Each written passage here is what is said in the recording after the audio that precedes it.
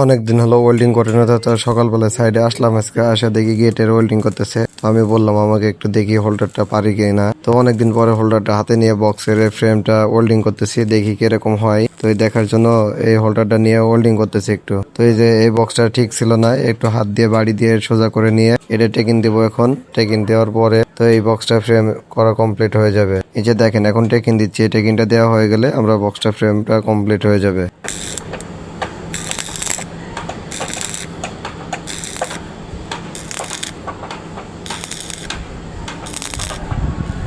ওই যে ক্যানোপিটা নিয়ে একটু জুম করে তাহলে ক্যানোপি এখন লাগাবো।